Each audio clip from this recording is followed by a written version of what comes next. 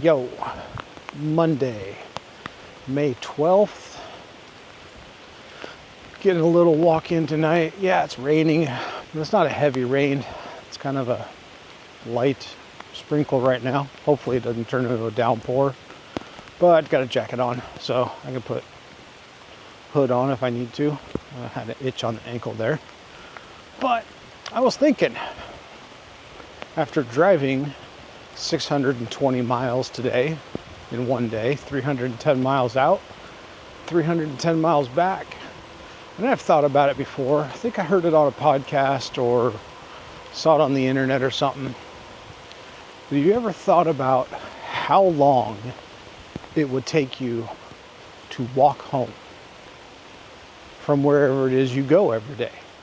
Let's say you actually drive to work and it takes you an hour to get there. Let's say it's the average 60 miles an hour highway speed. So let's just say it's 60 miles. Well, how fast do you walk per hour? Me, on these walks, I average about 3 miles an hour. Well, if that was 60 miles, that's 20 hours. And is that a normal conditions? Or are we talking end of the world scenario? I mean, even 20 hours, do I think I could actually walk for 60 miles in one shot? I don't know. I haven't actually gotten around to trying that yet. I really want to. I want to find a weekend and do an 8-hour walk of some sort. And if you're walking home, what are you carrying with you? And if it's end of the world scenario or shit hit the fan scenario, 20 hours, yeah, you could do it. Non-stop, no sleep. But what type of environment are you coming into? What type of crazies do you got to watch out for? Stuff to think about. Yeah, rain's getting a little heavier. Hey, at least this camera's waterproof. That's what I like about this camera. The color looks good right now. I mean, think about it. Can you walk home from your job? Let's pretend you only live 18 miles away. Because 18 is divisible by 3. And at 3 miles an hour, that's 6 hours. And couldn't you actually do that in 6 hours? What's the terrain like to get home? What's the craziness like to get home? If everybody else is walking home, or if everybody else is going crazy because shit hit the fan, how long would it actually take you to walk home? Because if you're on edge, you may not be doing 3 miles an hour. You might only be doing 2 miles an hour. Now you're looking at 9 hours to get home. Or you're running, but how many of you can actually run for 18 miles? Or even at a good trot for 18 miles? It's interesting to think about. So this morning I drove 310 miles. How long would that take me to get home? Well, let's just say it's 300 miles divided by 3 at 3 miles an hour. That's 100 hours. Now I drove up into the foothills of the mountains of western North Carolina. Car coming.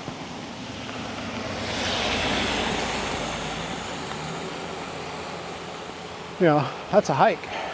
Well, it was a drive technically, but it was getting in there and getting out of there was up and downs. Well, 100 hours, if you're walking nonstop, no sleep, that's a little over 4 days. There's no way in hell I could do that. Let's just say I was just walking 8 hours a day. Let's just say 10. That's still 10 days to get home. If you're lucky. Crazy. I'm not a prepper. A part of me wants to be kind of like that. Have a little go bag in the van and in the car. But is that go bag gonna last me 10 days? Huh. Experts out there, people that study this stuff and pontificate about ideas, think that if society broke down, let's say all electricity's out, nothing works, no communications, you only have roughly maybe 3 days before society just absolutely craters and it becomes, what's the word I'm looking for? Every man for himself, or every family for themselves. It's kind of scary to think about. There was a made-for-TV movie on National Geographic. I think this was about 10 years ago. And it was that scenario. Electricity went out, communications went out, no radio, television, internet, nothing.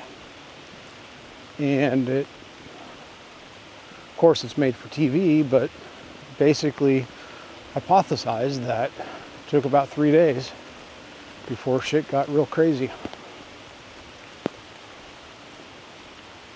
Do I think it might actually be true? A little bit. Will be interesting. Hope it never happens, but it will be interesting. Maybe that's why we all like our zombie shows and end of the world television shows and end of the world movies and crap like that. When you're down here in the little valley portion between the two parts of the neighborhood, it always sounds like it's raining harder than it actually is, because you're hearing the raindrops hitting the trees and then the rain collecting on the leaves and then falling down to other leaves and again and again and again and again and again. I always find that interesting, especially being a California native and not having a ton of trees and rain like this. Orange County, California, Southern California. You know, these prepper people, they're not wrong thinking that way. Yes, I think it consumes them, but at the same time, aren't we all consumed by something? So, not faulting them for their thoughts, because they're right. Another car coming. We've all got a plan for something. We're all planning things.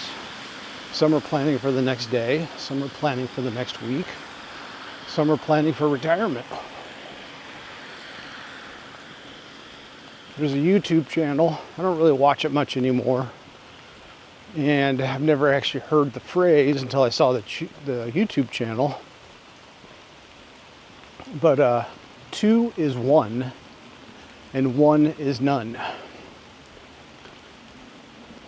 That means if you've got 2 of something, you technically only have 1, because if 1 fails, you still have 1 left. If you've got 1 of something and it fails, you've got nothing. Or it used to be like, what was it, the 80s or 90s, and Land Rovers, or was it Range Rovers? I think it was Range Rovers. The old saying goes, I think it went for Jags too. If you bought yourself a Range Rover, make sure you buy yourself 2. That way when one's in the shop, you can still drive the other one. But it really goes for everything. You know, computers, they die. TVs, they die. Your dishwasher dies. Your air conditioning dies. Everything breaks down at one time or another. And how much would it actually cost to have 2 of everything? It's a shit ton of money. And then you got to think of the maintenance costs of having 2 of everything. 1 of everything's bad enough. Now you got 2, and you got to maintain them both. Because if you don't maintain them both, you'd end up still having 0.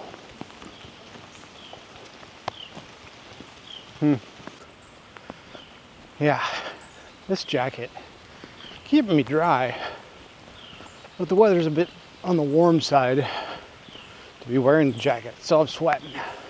It's just a thin windbreaker, waterproof it seems in areas. I mean, everything feels dry inside, which is good, but it's really not cold enough to care about getting wet.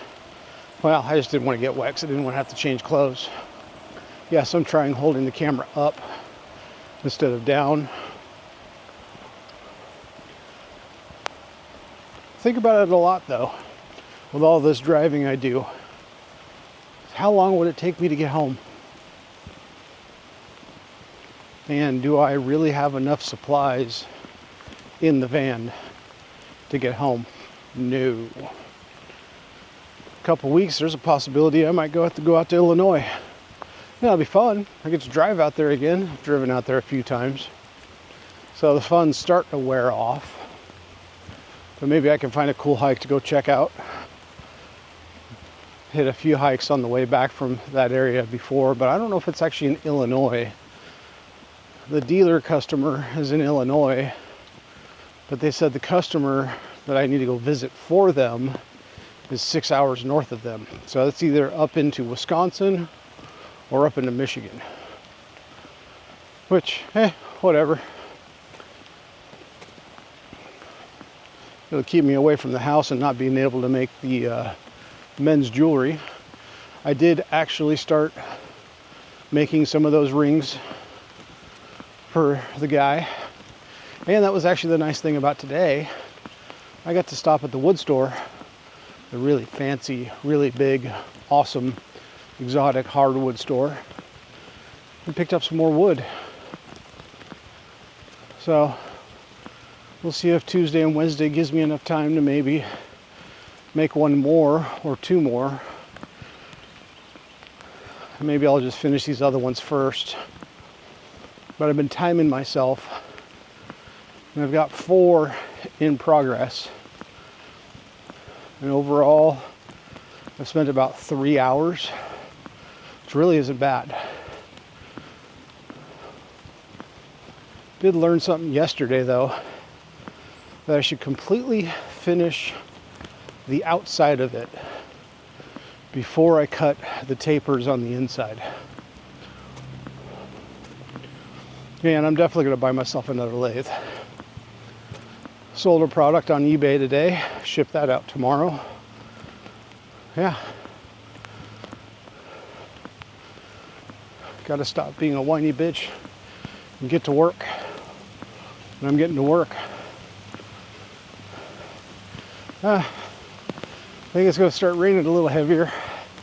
You can hear it this time. Still got one more lap to go. I think I'll just do it anyways. And that's it for May 12th.